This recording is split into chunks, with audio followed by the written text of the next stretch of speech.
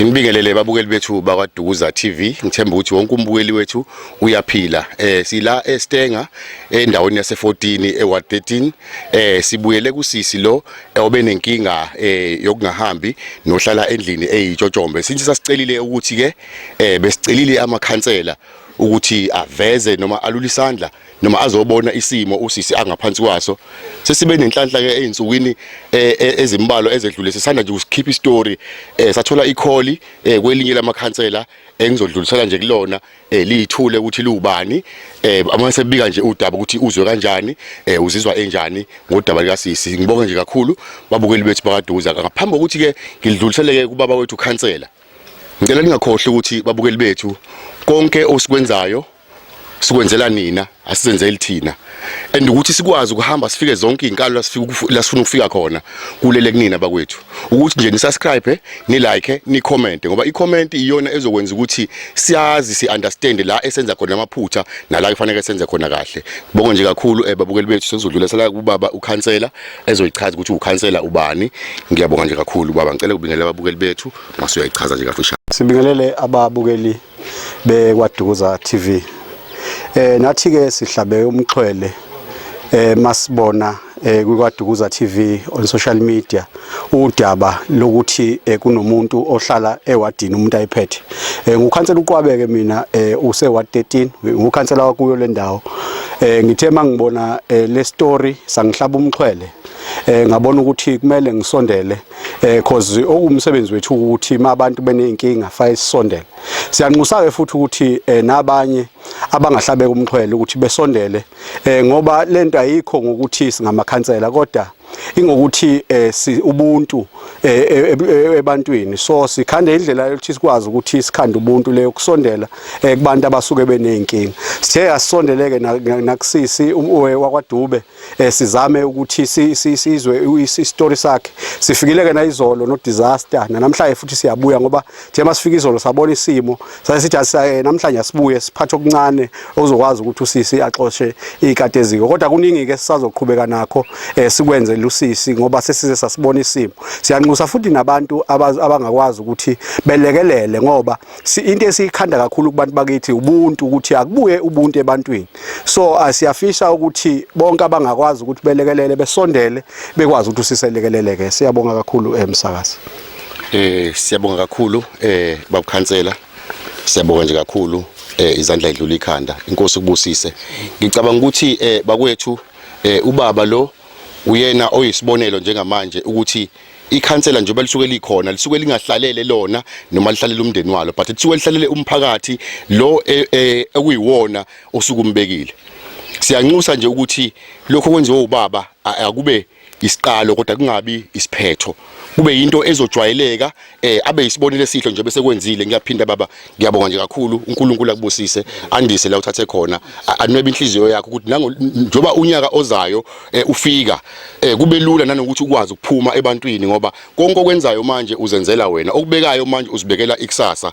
Ufana nomuntu odla abeke emgodleni lokho kwenzayo, ngoba lokho kwenzayo ufana ukuthi ufake emgodleni wakho. Ngiyabonga nje kakhulu babukeli bethu. Sisazongena nje nakusisi sizwe nje ukuthi mhlambe uzizwa enjani, awobani sebefikile, ngoba sizwile ukufika kwethu before sifika ukuthi ubaba ukhansela ubeseke wafika ehamba nabanye akade ehamba nabo izikhulu zakamasipala nje bese chazile ukuthi ubehamba no disaster, ngoba enye into enkinga kakhulu njengoba kade esika sakhuluma nje indaba yendawo ahleli kuyona usisi nobaba nje ukhansela wayibika ukuthi uthe yini ngolimi lesilungu, uthe indawo ethe loose sand, ngoba kusho ukuthi umhlabathi ongagxilile othi uma kuhamba amanzi ongahamba okuyingozi kakhulu. So esicabanga ukuthi mhlambe ke njobe ethe kuningi abasazokukhuluma, sicabanga ukuthi isitori sethu sazolokhu sisilandela konke okuhle abakwenzayo kusisi, so lo sikuveza nje kancane ngoba ziningi ezinye izinto ezizokwenzeka namanye amakholi aqhamukayo abafuna ukulula isandla kusisi, njoba ubaba ukhansela eshila ukuthi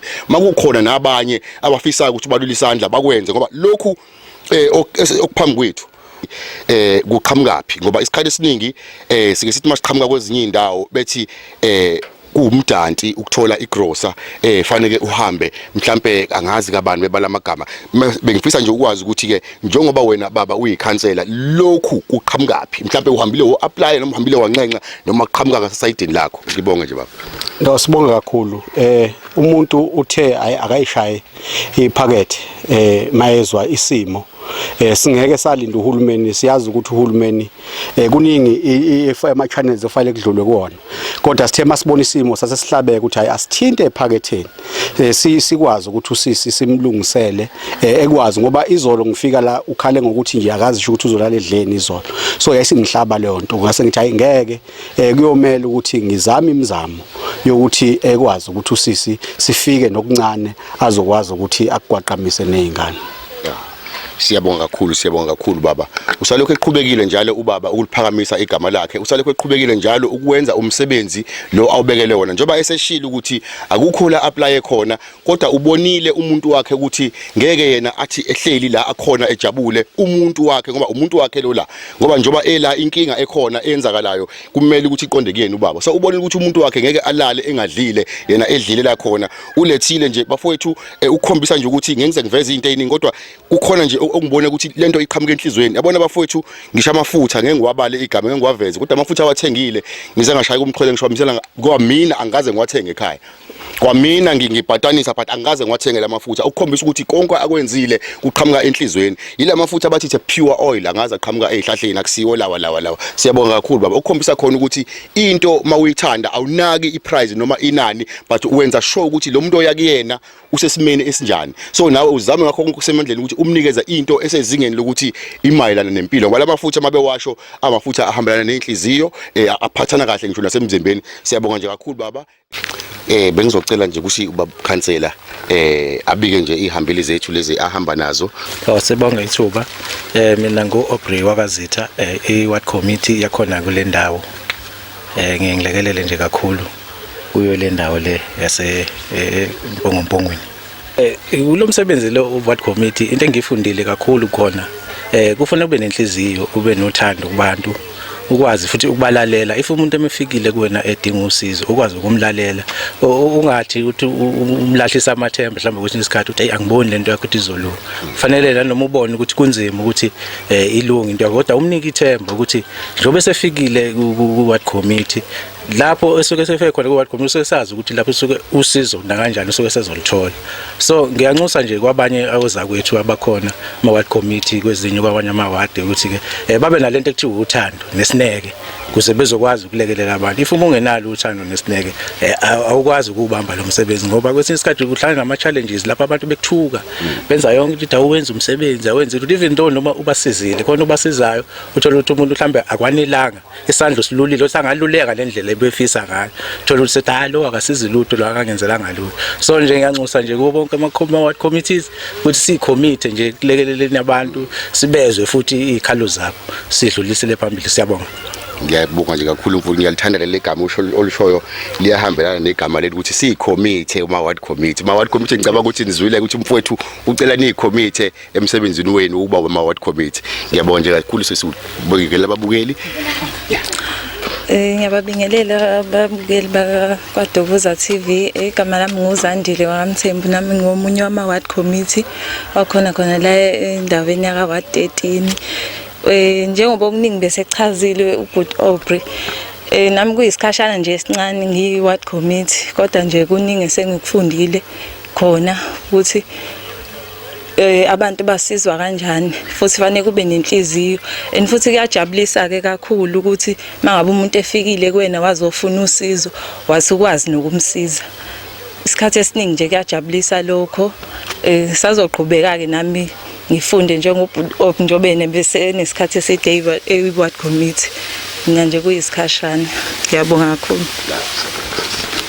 Sanibona abalaleli bakaDuza TV. Mina igama lami nguzama ngwakamhlanga. Nami ngiward committee khona la kaWard 13 endaweni yase Steve Biko nase 17. Engingakusho mina thina ama-ward committee siyasebenza kodwa abantu abaningi ngiyabakuboni lokho ngoba ngeke sikwazi ukusiza wonke umuntu ngesikhathi esisodwa kodwa khona nje siyasebenza ngempela futhi fanele uyinike isikhathi ube nenhliziyo uma usebenza nabantu ngoba noma unenhliziyo eshesha ukuhluthuka nje ngeke ukwazi ukusebenza nabantu wonke umuntu ngeyeneliseke ngaso sonke isikhathi wena nje fanele uhlezi ubeka umoya phansi ngisho wrong umuntu kodwa ukwazi ukumlalela ukwazi nokumsiza. Ngiyabonga. No, ngiyabonga kakhulu.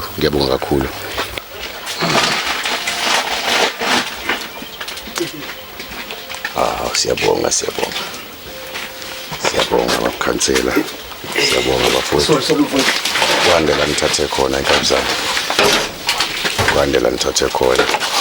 uNkulunkulu uyophinda athele la nithuse khona bafowethu. Siyabonga nje kakhulu. Inkosi ithele umusa. Siyabonga bafowethu. Wona kumsebenzi wama-ward committee ke ukubalula ukuthi uyicommittee kuwona. Siyabonga bafowethu, siyabonga. Umsebenzi yabonakala. Umsebenzi Ngiyaqala ukukhansela. Cha ngizokele. Ngiyacabanga ukuthi umuntu kwafika lana izolo. Wasusho nje ukuthi kunzima. Ngase ngibona kubalekile ukuthi angibuye namhlanje. Ukubuya ke kwami namhlanje angigcinile ngoba ngifisa nje ukuthi ugcine ukwazi ukuthi ulekeleleke. Ngihamba nane leadership nayizolo besifike nayo leadership yeward. Namhlanje sibuya nawo leadership ngoba ngifuna nje kube nabantu abazongikhumbuza lelo daba ngingagcine kuba udaba engihamba ngedwa kulona. Siyi collective wekulona. Sithe asivele ngalokhu ukwazi ukuthi lokhu bukhale ngakho izoltha wazi ukuthi uzolala udleni ukuthi akube khona ke namhlanje olala ukugwanqamisile namhlanje mhlawumbe izokwazi ukuthi kuqhube izinsuku le grocer esifika nayo ayiyona ke grocer 10 kodwa sibonile ukuthi izokwenza umehluko. Ilokho nje umuntu uhlabekile kakhulu. Siyalibona usizi nesimo kusona ngaphansi kwaso. Siyathembisa futhi ukuthi asizukukushiya la sizohamba nawe nje. Uzugcina kufika ekutheni uyasizakala ngoba into enye eyinkinga esinayo we have housing project la ikhona but esaphazamisekile because uAubrey gave me a report yokuthi uapproved even nakwinto yakho ye housing into ye housing project. So izothi mayibuya iproject sihlale phansi ne committee si try ukuthi sikwazi ukuaccommodate but namanje hayi ukuthi sizosilinde into yendlu ngoba isamile. We are trying with disaster ukuthi kube khona into eswenza ngoba siyayibona nendawo ohleli kuyona ukuthi indawo engekho right ngoba kuyisimo seyimvula. We'll try with disaster ukuthi sikumove la mhlawumbe sikutholele enye alternative sizama ukuthi uthole into ezoba temporary ezokwazi ukuthi mhlawumbe ufihle ikhanda ikhona nje mhlawumbe lokho umuntu ofisa ukuthi ayicommit khona siswami size nje la sahlabeke kakhulu ngento yakho. Babukeli bethu sekuzoke ngidlulisele nakusisi ke manje ubaba ukhansela since efikile izolo umthembisa ukubuya nakho sebuyile sicela nje ubingela ababukeli masuze ukhuluma nje indlela ozizwa ngakhona mama. Ngiyabonga. Bingelela kunina ababukeli. Ngiyabingelela kunina ababukeli beKDTV. Ngiyabonga kakhulu ubaba ukhansela ukungisiza kwakhe angilekelele khona bekunzima.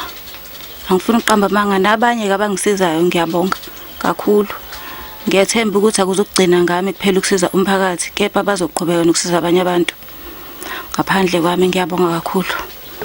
Usisi uyazi ukuthi umphefumulo wakhe usuzokwazi ukuthi ujabule naye ekuyena into esifisayo nesithandayo singabantu sonke. uNkulunkulu ukhona ngeke asilinge okungaphezulu kwamandla njengoba babukhansela esekhulumile usithembisile bafikile baka disaster kakhulukazi nje isimo sendawo esikuyona ebese nathi sisazokhuluma mhlawumbe sibuze ukuthi kuphi abangakwenza kodwa ke imibuzo yethu usuyinqamlile bafana ngoba usukuphendulile konke usho nawo ba disaster ukuthi bafikile bayibona indawo so ke imibuzo yethu isiphendulekile siyazi kuzolokhu ukutatamsana akusiyo into emane yenzeke overnight okanye with a blinking of an eye. So konke kuzolinga ukuthi kancane kancane kodwa nje obushilo ukuthi imizamo emincane kusalindiwe nizobe nizama sibone ukuthi kwenze kanjani. Nababukeli bethu ke asivalile ekuthenini mhlawumbe makukhona nabanye abanayo indlela ukuthi belekelele nabo babukhansela ngoba siyayazi indlela yabo ineminyango eminingi kakhulu ethi mayivuleka engavuleki ngendlela ngespeed esifisa ngaso. Makukhona neminye imsamaria ngoba siyazi ukuthi kunabantu abahosomabhizinisi abahomacapna kusale abangakwazi mabeshaya kuzwakale. Siyacela nje nabuthi belule isandla noma nje efike nje umuntu azoyibonela kuqala indawo ngineshow ukuthi somabhizinisi angakwenza lokho alule isandla asize obabukhansela. Babukeli bethu ke besocela ukuthi ubabukhansela kade efikile sinayi la usecela indlela mhlambe akhiphe nje amazwi wakhe okubonga nethimba lakhe esifike ehamba nalo. Mina nje ngokwami sicela kuDuza TV siyabonga nje bafuni kakhulu. Siyabonga nje kakhulu babukhansela udlulisa nje amazwi okubonga baba. Ngiyabonga. Cha sibonga kakhulu kwaDuza TV. Umsebenzi wenza umuhle kakhulu. Ngoba uyakwazi ukuthi ufinyelele yonke indawo nakithi ugcine sikwazile ukuthi ufinyelele sisemakhaya because kwesinye isikhathi mhlawumbe uthola ukuthi indawo asazi ukuthi kwenzakalani kuleyo ndawo kodwa ke sikwazile ukuthi ngokufinyelela kwenu sikwazi ukuthi nathi sisondele. Futhi siyanxusa ukuthi abantu abasondele kusisi. Siyacela ukuthi abangakwazi ukusiza abamsize nathi size ke sobe singamile. But siyakunxusa nje ngoba nilokunisho ukuthi osomabhizinisi sithaba okubuntu kubantu abuye sikwazi ukuthi sibambisane ngoba siuhulumeni masingabambisene because abantu akufanele sonke into sithi hayi iyokwenza uhulumeni. Uhulumeni thina sonke abantu base South Africa siyanxusa ukuthi mawukuthi isalindile usisi khona abangakwazi ukuthi bemlekelele. Siyabanxusa ukuthi sicela besondele belula isandla ukuze usisi akwazi ukuthi asuke endaweni ehleli kuyona. Siyabonga kakhulu nje bafowethu sibonge nje ithuba enisinika lona. Siyabonga. Siyabonga nje kakhulu babukhansela indlela enhle nihambe kahle nihambe namusa. Siyabonga bafowethu. Siyabonga. Usehambile ke ubabukhansela ngoba bephuthuma wambonga nje usisi kodwa ke usisi kuningi okunye abesafisa ukuthi akudlulise osokwenzakalile since sikwaDuza TV sifikile la kuyena ngoba safika ngomgqibelo mangaphosisi usuku lesithathu namhlanje noma olesine mangaphosisi sifikile kodwa sekukuningi okwenzakalile empilweni kaSisi afisa nje ukuthi ashare nathi kafishane. Sisters cela nje udlulise nje udaba lakho osiqala sona. Nokuthula lo Dube owala eWard 13 e14 ngiyabonga kakhulu ubabukhansela izolo ufikile impela bebonke nje bafikile no disaster no babugwala hayibo bengitshela ukuthi hayi mhlawumbe ngifile ngeke ngendlela bekuyiyona bekugcwele igceke hayibo ngiyabonga kakhulu wangithembisa wathi uzofika namhlanje nangampela wafika wazongiprovide ngegrosa. Ngiyabonga kakhulu babukhansela ngiyabonga kakhulu nasebengixhasile ngiyabonga kubona kakhulu ngiyabonga nabasazolula isandla ngiyabonga ukuthi inkosi ize inibusise. Ngibonge kwabaphesheya kakhulu England, Pretoria, Mpumalanga ngiyabonga nina nonke ngiyabonga noma abanye sengibakhohliwe kodwa ngiyabonga. Ngibonga kakhulu neKDTV ukuthi igqugqumezele udaba lwami ngiyabonga kakhulu. Siyabonga kakhulu nje sisi siyabonga kakhulu impendulo eyisheshile uNkulunkulu bathi uyashesha ukuzwa uyaphuza ukuphendula kodwa thina kaDuza TV uNkulunkulu uyashesha ukuzwa uyashesha ukuphendula and uphendula same time before uvula amehlo uNkulunkulu usephendulile. UDuza TV unjalo kakhulu.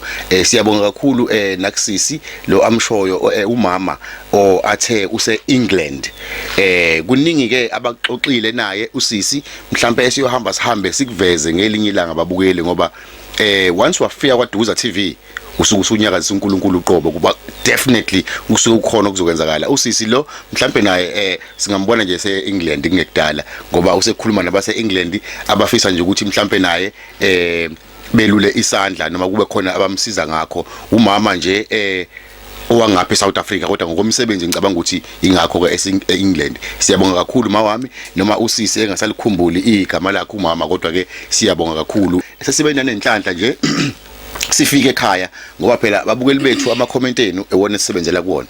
Sisazokhuluma nje sibe nenhlanhla ama-comment enu azophenduleka ngoba kade nikhala nje ngensizwa ekuthiwa usiphume kakhulu. Ngicabanga ukuthi ke sizosondela nje eduze kwakhe naye ngoba kade efuna ukubaleka kunendlela anayo, sibe nenhlanhla samthola sosondela nje eduze kwakhe usiphume ayikhulumele naye. Ngicabanga ukuthi ama-comment ababukeli uyawabukela usungayiphendulela kungasaphendulwa sefonini ke Siphume. Bengizocela nje ukuthi ke ngisondele eduze kwakhe kusiphume ngumnikazi nanku umbhobho ayikhulumele abonge nje nababukeli. Ngisakhuluma into eziningi ngimbuza into eziningi nayo uyayibonela kuma comment oba ngiyambona naye ifoni nyana yakhe encane lapha eduze kwakhe kodwa ekwazi ukuthi ihambe ingene ku social media. Cela nje Siphume ubingelele ababukeli bethu ngeke ngisakhuluma okuningi ngoba nawe uyazibonela ukuthi bathini kuwena. Ngiyabonga nje Siphume. Ngithanda ukubingelela ababukeli ba-KD igama lami uSiphumelele Dube uyena lo mfana naye uma wakhe. Ngizothanda ukubonga kubo bonke abasizile abasixhasile nabasazosixhasa futhi inkosi ayibandisele. Ngithanda ukuthi futhi uNkulunkulu ngibonga ukuthi samgcinile uma yize semasengashiyona ubaba kodwa uma wasamgcinile. Ngiyabonga. Siyabonga mfana wami, uNkulunkulu khona ngeke akulinge noma thathele konke khona azokubalansisa ngakho njengoba na uma wakho imbalansise ngawe. Mangase ngibuze nje Siphume uma wakho ubethe uneminyaka ewu18 mangaphosisi. Yebo. Uneminyaka ewu18 siyabonga nje kakhulu. Ngicabanga ukuthi nababukeli uyabona bayabonga ukuthi unakekela umama uhlala naye kule minyaka ekuyona kunentsha engangawe esisaba ngisho nokuthi ikhulume noma waye ukuthi sekunalento abayibiza ngolimi lasemzini abathi i-adolescent stage ekuyisona stage esibambana kakhulu kule minyaka okuyona. So mangase ngibuze kuwena ukuthi ufila kanjani noma uzizwa kanjani ekuthini usukuleyo age kodwa uyithole useduze noma ulele egumbini elilodwa nomama, ufila kanjani kulokho nje? Mhlambe namanye ama challenges obhekana nawo since kuwena obheka umama, mhlambe nje utshele ababukeli bethu. Ngingajabula nje mfana. Awuhlungu ngempela empilweni ngoba hlala noma abantu bahleka uma bebona mina nendlu esike kuyona u1 room. Mangifuna ukugeza ngiphumela ngaphandle ngihambe ngiyogeza ebese kumnyama ngiphumela ngaphandle ngihambe ngiyogeza. Bake behleke abawontanga bakho ngoba ulala noma wakho egumbini eli1. Mhlambe wena esimene esinjengaleso uzizwe unjani mabekhuluma nje into enjengalezo noma bekubuzi ulala kanjani? Ngiyabaza abafana bayathizana kuyifile kanjani la? Ngemphatheke kabi ngoba ngaphakathi ngisho ukuthi ngiyafisa nami kuba yibona kodwa ngengikwazi ngoba uma wami uyagula sihlala eroomini eli1 siyalishare futhi mangifukeza ngiyangaphandle. Mhlambe mangase ngibuze nje kafishane ukuthi njengoba kuwena obheka uma wakho wena wedwa njengoba naye ishilo nawe uconfirma lokho kuyihlukumeza noma kuyi-affecta kanjani impilo yakho lokho? Ikuphi la ekukulimaze khona kakhulu nje empilweni? Into engilimaza kakhulu empilweni ukuthi ngiyeke isikole ngingathandi ngoba uma wayegola ngiphoqwa isimo wayengekho umuntu ozanakekela uma ngaphandle kwami. Angase mhlambe kuthiwa uyazicelela kubabukeli bethu ikuphi ongakufisa kakhulu khona ngoba siyazi ukuthi usemncane uthe washiya ka grade 7 and ubusafisa ukuthi uqhubeke esikoleni. Ngifisa ke nje mina mhlambe ubeke into ongayifisa kubabukeli since usubekile inhlungu obhekene nazo ngomama, mhlambe into nje ongayifisa kubona njengoba usubalile nesikole, into nje ongajabulela. Ngiyajabulela ukuthi ngibuyele esikoleni ngiqhubeke ngiqede ngijabulise nami uma nomndeni wami. Siyabonga kakhulu babukeli bethu. Lento ngizwa ingifikisela ngomunye kakhulu ngoba ziningi izinto abengayibala umfana ukuthi ngifisa ngizamela umsebenzi noma ngizamela indlu nami ngihlale ecaleni kodwa uthe ucela isikole. Lokho bakwethu kuchaza likhulu. Siyabonga nje kakhulu mfana wami Siphume. Nababukeli ngicabanga ukuthi lento ekade beyibuza nathi siyabakabukeli abasakazi bakaDuza TV besiyibuza yona sifisa ukumbona lo muntu kodwa ke sesithe sambona and sayizwa lento kade ekhuluma ngayo umama siyayibonela. Mhlawumbe mangase ngibuze nje ngimzwile umama ethi kade uphuma ufuna ukugunda uya nasesontweni, umuntu onjani indle kaNkulunkulu uyasondelana naye? Mhlawumbe ngosichazele nje impilo yakho ngoba siyakubona ngathi umfana ozothile, uchaze nje ngempilo yakho nje mhlawumbe mfana ngithi. Hayi indle esontweni engithandayo ngoba ngiyakwazi ukuthi mangikhula enkosini uNkulunkulu ngiyazophendula umthandazo yami, yonke into engifisayo uzoyiphendula. And futhi inhlonipho yena uma wangifundisayo yona ukuthi angohlonipha wonke umuntu engidibana naye endleleni. awukuthi ngingamhloniphi ngibize ngegama mayimdala ngiyamhlonipha even lingana nami ngimhloniphi even engaphansi kwami ngimhlonipha. Uba sifikile la sathi masikhuluma nomama wathi usematohweni kuleminyaka osekuyona ngiyazi ukuthi ushilo ukuthi wa drophana noma washiya esikoleni ukufuna ukusiza umama. Ngiyazi ukuthi asikho isicucu onaso somsebenzi. Imaphi amatoho oke uwabambe njengoba ngathi usemncane nje efele efana ngabe umuntu osesikoleni. Imaphi nje amatoho owathola noma usebenze kuwo? Bengithola wengadi nokucova udaka amabeyakho abantu bangibiza cova nami udaka ngibambe lelo mali encane engitholayo ngizokuthi ngisamdinga uma endlini. Ngiyabonga babukeli bethu angikhalelwa amazwi ngizizwa ngivukela umunyu ngendlela eyisimanga. Umfana omncane uyahamba uyocova udaka akline ingadi. Siyaze engadini kwesinye isikhathi la esiphila khona kusuke kuyinhlanhla mawuthe uye engadini la kwilokhali uthole ingadi ezokunikeza ngaphezulu kwa100. So kubhlungu kakhulu babukeli bethu. Siyacela nje Nkosi yami sizama ukuthi sibambane sibuye siyindle emnyama nabangaphandle nje kweSouth Africa abawubonayo lo munyu esikuwona. Sizozama nakubakhansela ukuthi alungise imali yempesheni kamama ngoba siyazi mhlawumbe singalungisa imali yempesheni umfana naye akakwazi ukuthi aqhubeka esikoleni umama mhlawumbe kube khona akubekayo na etafuleni. Kodwa ke sithemba ukuthi njengoba sesikhulumile nababukeli bethu bayawuzwa umunyu nesihlunu obhlungu umfana akukhona ngoba uyasho into ayithanda kakhulu uthanda isikole. Nenye into engizwa kakhulu umuntu kaNkuluNkulu ekuyisifiso sawo wonke umzali. Akekho umzali bafowethu ongafisi ukuba nengane enjengananga uSiphume. Mfana wami uNkulunkulu akubusise and uNkulunkulu usekubusisile vele. Wena sekufele nje sekusele nje kuphela ukuthi ubone iziphumo zikaNkulunkulu esekuvezela zona and seyiqhamukile futhi. Sibonga nje kakhulu babukeli bethu bakaDukoza TV. Sesifika nje emaphethelweni odaba lethu olingaphelile but okuseyisiqalo nje salo lolu kusekuningi osekuzayo ngoba sizobe sikhona nje kungekudala mhlawumbe ngawo lehlanu ngoba kunezihambeli zethu ezinye ezisibikelayo ezizofika la ekhaya. So besifisa ukuthi kungabi yikho konke okuseqayo. Siyazi okunye kuyaseqa udisaster ufikile wabuka isimo sendawo besingekho nabanye bayafika singababoni kodwa abanye esikwazi sibabone sizofika nabo ukuze into nento eyenzakalayo kungabi yikho konke okuzoneqa ngoba into ebalekile kakhulu ukunikeza nina yonke ifeedback ukuthi uwadukuza usebenza kanganani uwadukuza imisebenzi yakhe osuyenzile ugcina ngokuyenza uyishiya kanjalo kodwa uyenza uphinde uyilandela. Babukeli bethu sicela ke niqonde lapha niyo like nicofe niphinde nicommente ni subscribe ukuze sikwazi ukukhula njalo nawe uze ube proud of yourself one day ukuthi no ikwadukuza ikhona la ikhona nge subscribe yami. Siyabonga nje kakhulu babukeli bethu.